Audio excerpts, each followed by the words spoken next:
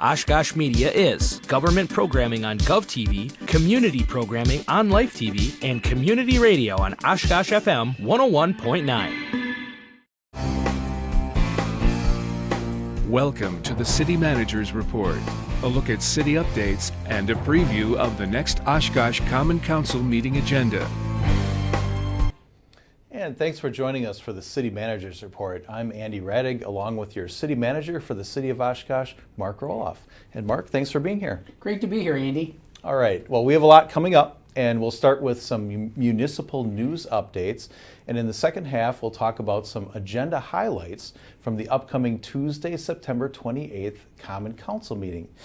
So, Mark, we've got some different topics to talk about up front here. We've got some improvements that are continuing to happen over on Jackson Street, and I see that we have some new crosswalk features.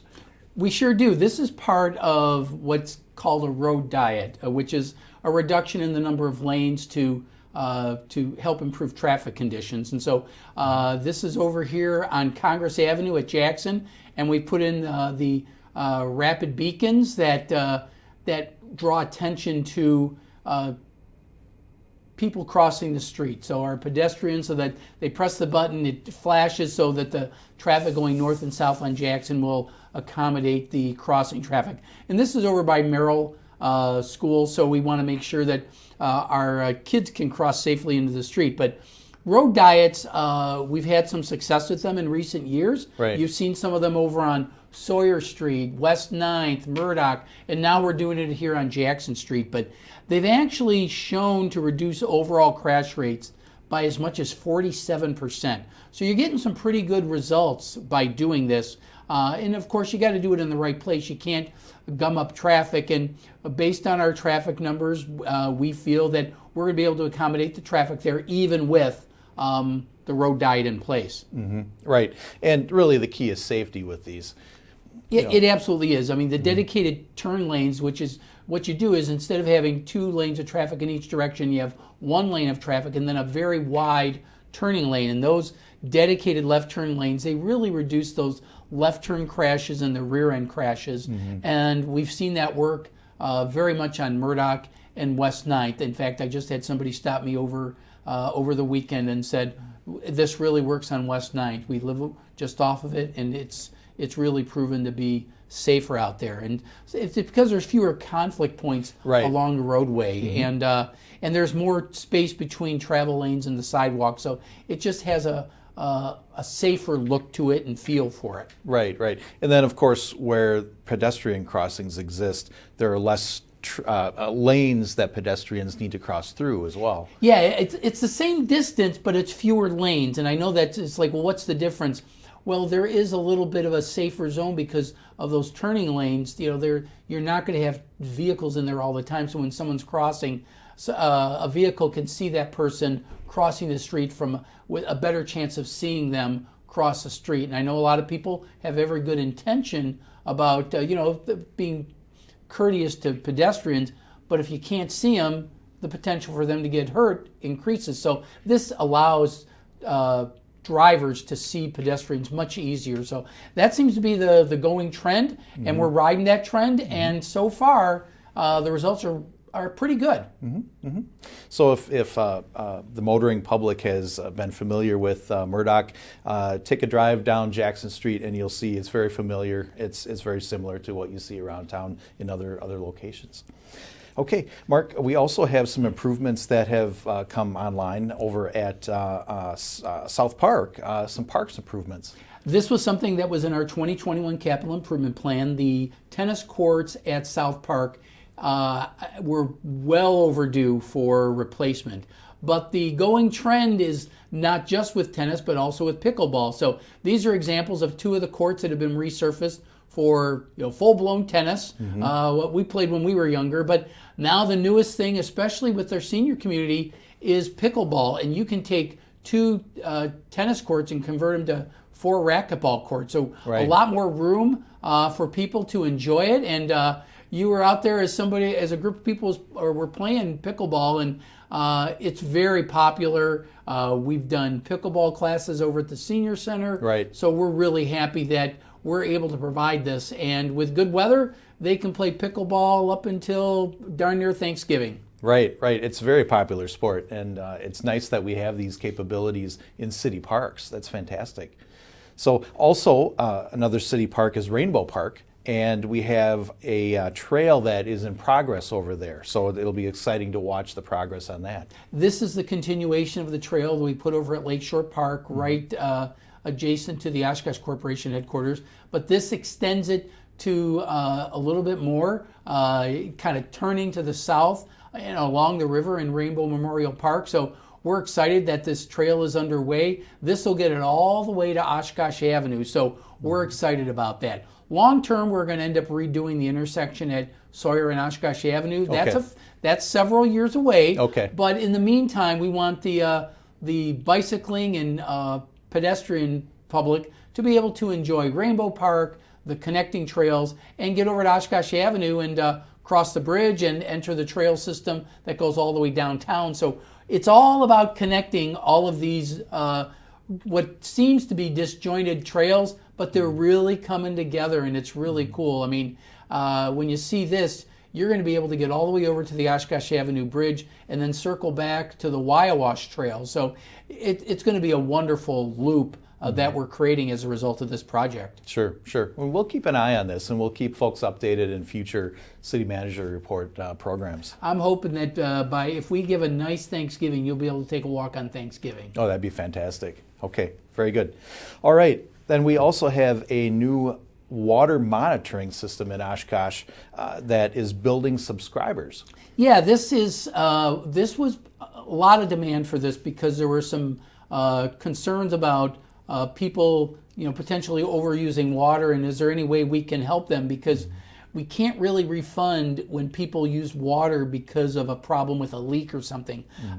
So we took a look, and it's a product that's called Aquahawk, and it's a service that monitors your water usage and provides users an estimate of their bill anytime during a billing cycle. But what I really like about it is you can set thresholds that will warn you if you are potentially using more water than usual. And in the first 3 months since June 1st, 971 water cost customers have registered. And it's only 4% of our users, so Right. only 1 in 25 of our customers are actually using this. So if anything, this is a commercial message. If you were ever concerned about your water usage, this is an incredible way to nip something in the bud. If there's Right. a problem, Right. this system will catch it for you and alert you. And you can, even if you're on vacation, this will alert you through your smartphone. And we've seen this work, and people have called and said, I got this alert. Well, sometimes all you got to do is call your neighbor and say, I think my outside water is on. I Right. had somebody who had a neighborhood kid water in their lawn. The kid left it on, and the neighbor got a warning, and they called their neighbor and said, can you shut off my water? Saved them probably, I'm not kidding, hundreds of dollars. So the investment of downloading the app and doing this, I assure you, you will really potentially save yourself a lot of money. Right. Well, and I'm a subscriber myself, and I enjoy logging into it to see if there's a trend. I know that there was a leak in my home, and I was able to get it addressed, but I wouldn't have known about it if I hadn't seen that trend. So yeah, because it's very useful. You can put a threshold in that when it exceeds that level, it'll alert you, and then you can say, okay, is that a concern, or is it something that you know about? You have an extra relative home, Right. or something like that. But it's great. Like I said, it can be used remotely, so you can keep an eye on this, no matter where you're at. And I think it'll help keep your water bill down. Absolutely. Okay. And we'll keep folks updated on if there are any new updates and things with Aquahawk. Okay, looking ahead a little bit here, Mark, we have trick-or-treat hours. I know sometimes folks ask in advance, is there trick-or-treat hours established for this year? And just to get out ahead of that, there will be, in fact, trick-or-treat hours for Sunday, October 31st this year. Yeah, because it's on a Sunday, our practice has been that we'll extend it for 3 hours when it's on a Saturday or Sunday. So Halloween is on a Sunday, so it'll be 4 to 7 p.m. And I think that helps if you got little ones that you don't want to be out in the dark. You can get them out there earlier and everything. I know there were some concerns. I've already gotten calls asking. Okay. So it's appropriate that we let people know. And I know with COVID still a concern with some people that we had some really good ideas that we shared with everybody last year, and we'll do that again. Mm-hmm. You'll hear more about that, but giving treats outdoors if possible. Right. Masking if you want to. We set up a station in our yard with individual bags, and kids could just go by and grab the bag and just go. So a lot of little tips that we can share. So here's some of them for you to consider. But it'll be a 3-hour trick or treat. So get plenty of candy for the kids. I'm sure they're going to want to be out in all their glory this year. Oh, right, absolutely. And keep an eye on our Oshkosh Media social media, and we'll keep you updated with any tips and tricks and things to keep in mind. Yeah. And speaking of social media, keep an eye on the Menominee Park social media for they're having their Zulaween Boo event this year again. Yeah, our goal is to have it in person, which would be great. It'll be Saturday and Sunday, 11 to 3 p.m. Mm-hmm. Okay, that's right. So we'll keep an eye on that, and we'll keep folks updated as the event draws near. Okay, we talked a little bit about COVID and how it's affecting some of the events and things like that.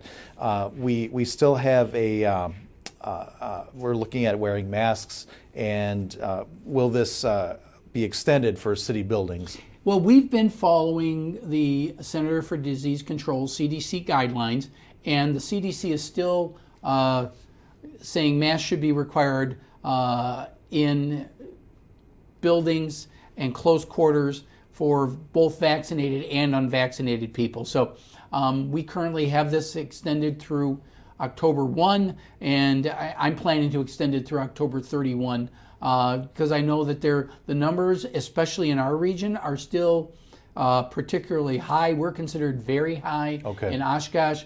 Just recently, they've closed down some classes in Winneconne, and Winneconne is at critically high. So the area still has that. Some other areas are going down throughout the country, but our numbers are still high. So I think just for now, for playing it safe, we need to continue the mask requirement in the buildings of City Hall and other city buildings. Yeah, this is city-operated buildings that we're referring to. If you're coming to City Hall for whatever reason, we ask that you wear a mask.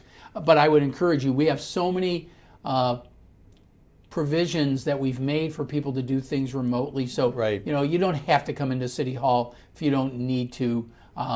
There's so many different ways. Online versions. You can drop utilities off at our Dropbox, things like that. Sure. So we're doing lots of different things that we can accommodate you if you don't feel comfortable wearing a mask, you don't want to wear a mask. But if you come in the building, we do ask that you wear it.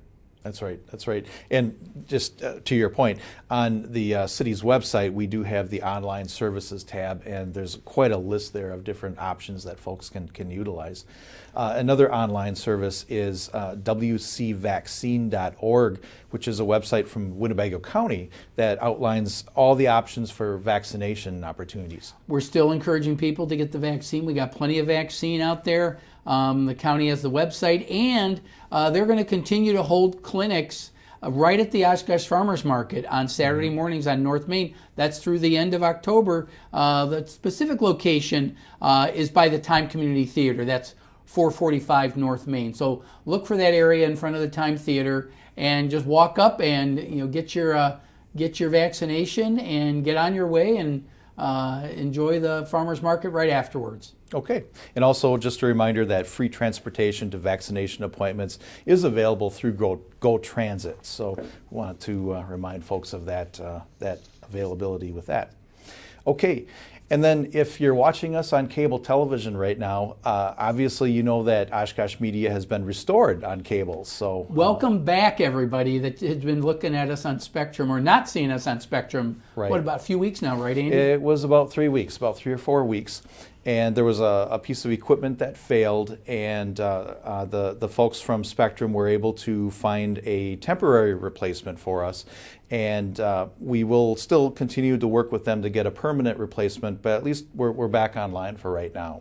Yeah, and so there'll probably be a short-term period when service will go down while the permanent equipment's put in, and we'll do our best to let people know about that. Right. We certainly don't want it to cut into city manager's report. That's right. Or the city council meeting. But we'll probably, we'll try to do it at a time that is not problematic for people. So be on the lookout for that information. It might be a while. We don't know. They're still looking for the equipment. Right.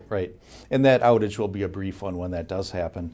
But we always like to remind folks that there are several options available to view us, and most of those are online through a streaming device such as a Roku, Apple TV, Amazon TV, and the free Oshkosh Media app through those various devices. And then folks can also utilize the website oshkoshmedia.org. And then for those that have the AT&T UVerse service, we are available on Channel 99. And then Oshkosh Media is always available on demand through the YouTube channel. Just look for the Oshkosh Media YouTube channel through their service there online. So lots of options available. So if you ever experience anything down with the Spectrum or any of those, there's so many different options. YouTube works for me. I do that, and I can always find the different shows that are offered by GovTV and Life TV. That's right. Lots of options available. So, Mark, I think that's about all that we have time for in the first half of the program today. So we'll come back after a short break, and we'll have some agenda highlights from the upcoming Tuesday, September 28th Common Council meeting. You're watching the City Manager's Report.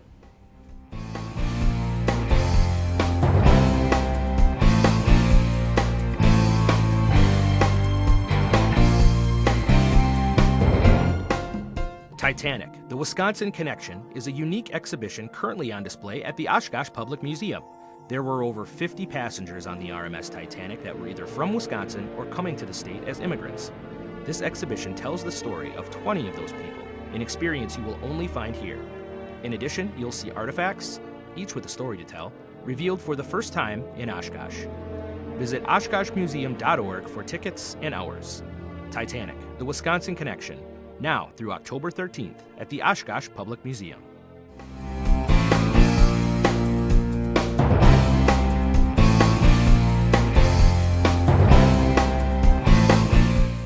And welcome back to the City Manager's Report. I'm Andy Radig along with City Manager Mark Roloff. Let's take a look at some agenda highlights for the upcoming September 28th Common Council meeting. I know that we have quite a list of special events that are sort of at the beginning of the consent agenda. Looks like quite a few different items coming up. What I really like is that so many of our community partners recognize the value of planning in advance. So we've got a lot of events for next year that are already signing up. A farmer's market is just one example. Sure. They're getting ready. They want to plan for next year, and so they're already doing it. So getting those special event permits approved early just enables them to keep moving along, and we work closely with these groups to make sure that whatever provisions we need to make, we can take care of. And and even the downtown Christmas parade, which you'll hear more about, the holiday parade. You'll hear more about that in the coming weeks and everything. But these groups are really doing a great job of planning ahead, so we can accommodate them. Right. And just a side note on the special events, for folks that tune into Oshkosh FM 101.9, we do a community events calendar that has most of these events listed included. So take a listen for that on the radio so you know what's going on around Oshkosh. Okay, then there's an item coming up under new ordinances to restrict left turns. Let's see, it's over at Nevada and westbound Nevada. So a couple changes again with Jackson Street. Yeah, these are, when we did the road diet, we also did, we had some previous restrictions there that were prohibiting some left turns. Okay. So we're taking some of those away and we're adding others. So right here at New York Avenue, you may have recalled a really obnoxious neon no left turn sign. It was bright. It was very bright. We've taken that away. That was from 3 to 7 p.m., basically during rush hour and school dismissal time. But because of now a dedicated turn lane, we're allowing that to happen all the time. We're not going to restrict it anymore. Similarly, over on Nevada Avenue, going westbound, we're going to be restricting that because it's kind of an offset intersection, and it would create problems if we did allow left turns there. So we're lifting a restriction on New York, but adding it on Nevada. Okay. Just be on the lookout for the signs that are there. But it's all about improving traffic and primarily pedestrian safety out there. Mm-hmm. So please be on the lookout for all those things. And it continues to evolve over on Jackson Street in terms of really trying to keep the residential neighborhood character of that corridor. That really was the ultimate inspiration for the traffic committee and then the council to make this decision. And if we're talking about traffic safety, especially with the new school coming in with Merrill, the larger middle school that's going to be there, I think it's something that looking ahead just makes a lot of sense. Right. And the key is just to keep an eye out for the signage and just be aware. And follow the signs. Whatever the signs say, just follow them. Okay. All right. Sounds good. All right. And then speaking of signage and lanes and such, over on West 9th Avenue, we have an item here to designate some bicycle lanes. This is a bit of a pre-housekeeping type of thing. Okay. I'd love to tell you 9th Avenue is open, but it's not yet. It's still a work in progress. Right. It'll be done by Thanksgiving, like I always say. But this is the area. It's just west of Oakwood Road. We are expanding this to 48 feet and adding in bicycle lanes, and they'll be designated bicycle lanes. And I've heard from the bicycling community that they want to have more areas that they can ride, especially people that go right out in the rural areas. When they get into the city, they know there's going to be more traffic. They want to know that it's going to be safe there. And this is one of the areas that the Bike and Pedestrian Committee has identified as a bike lane. So we're just doing the housekeeping. You won't be able to use it just yet, but we're getting really close. Within the next 6 weeks or so, you're going to see 9th Avenue opened up in all its new glory. Okay, that'll be fantastic. That'll be great for that area.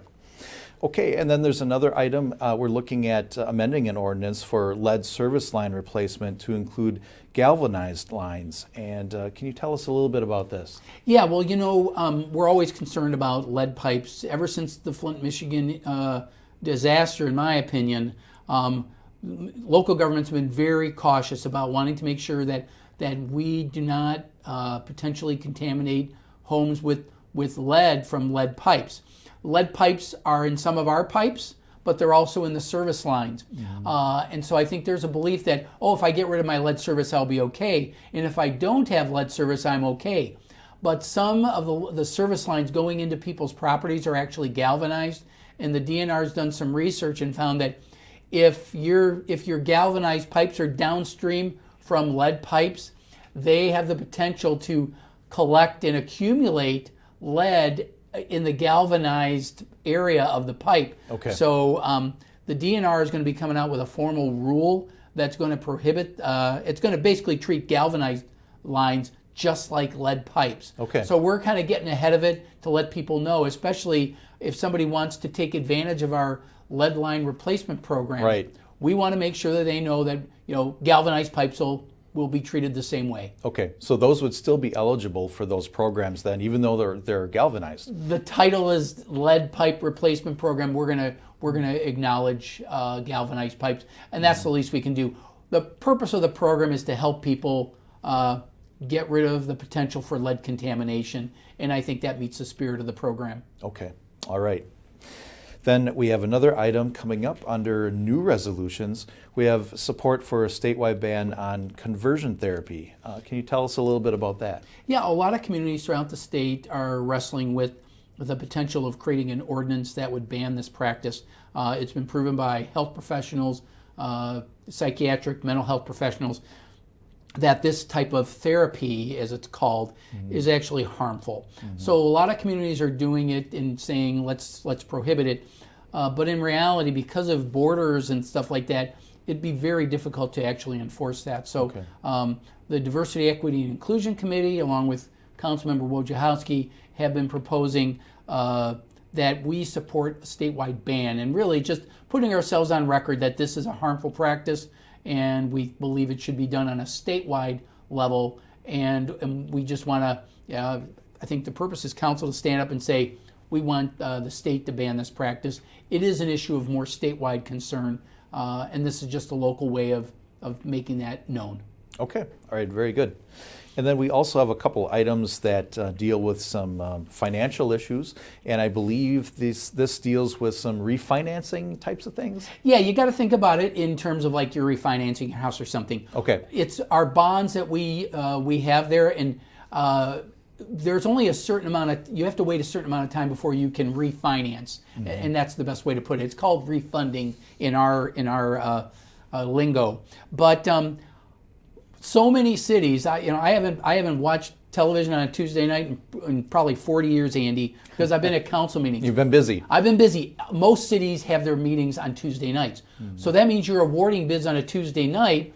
Well, then every city's awarding bids on Tuesday night, which creates so much demand or so much supply of bonds that Tuesday's not actually the best day to go out and do bidding. So what we're proposing is that we identify some parameters that would be acceptable to the council, and if we can get that by bidding it on a Thursday or a Friday, we might actually do better, because the demand for these types of bonds is going to be increased because it'll be at a different day of the week. And then as long as it meets the parameters, then we are authorized, as the finance director and myself, authorized to proceed with this. This will probably save us more money in the long run, and that's really what this is about, trying to take advantage of refinancing in a more better timed fashion. Well, residents are always looking for those opportunities to refinance. The city might as well do the same. Yeah, because it's going to save tax dollars for you. Absolutely. Okay. And then later on in new resolutions, we have an item looking at parameters of usage for the American Rescue Plan Act. So it looks like we're just trying to get some ideas of allocating those funds. Right. At the last council meeting, I provided a summary of projects that have been proposed to date, and Councilmember Ford had suggested maybe some parameters to consider. Councilmember Ford has since converted those parameters into some something for council to formally adopt. It's not. It's really probably the second part in a three-step process when you think of it this way. We sought some proposals and ideas from the public, got some great ideas, and we totaled up to $92 million in ideas for $20.5 million worth of money. Okay. So now it's like, well, what kind of direction do we give staff? And so I think the idea is to give some guidance on parameters. This isn't saying we're giving it to Project A or Project B. Okay. All it's saying is, and the crux of it is that saying maybe we should allocate, say, 3/4 of our funds for infrastructure and then the other quarter for something else, but also it also provides some guidance in terms of trying to address equity issues, target populations who are more negatively hit by COVID than others. So it gives a little more guidance without locking it in, and I think that's the idea. So we'll see if council wants to do this. If they want to tweak the numbers, it just gives staff some guidance that when we come back with some specific recommendations, we're kind of following some general guidance from council. So if anything, this will start the discussion, and I think it'll be good in the long run. Okay, so it's not formally allocating funds. This is just continuing the conversation. Yeah, and it's given us some guidance so that it's steering us in a direction that council will ultimately be able to approve. Okay. Mark, I think we're out of time, but thank you very much for being here and for your wisdom today. Happy to do so. Okay, very good. Well, again, that Common Council meeting is coming up this Tuesday, September 28th at 6 p.m., and that will be in person at City Hall with the option for remote participation by the public. And you can watch that meeting on Spectrum Channel 10, UVerse Channel 99, or you can watch it on streaming on YouTube or oshkoshmedia.org. Or you can always listen to it on the radio on Oshkosh FM 101.9, which is also online and on the TuneIn Radio app for phones and tablets. So thanks again for joining us today, and join us again in 2 weeks for another City Manager's Report. We'll see you next time.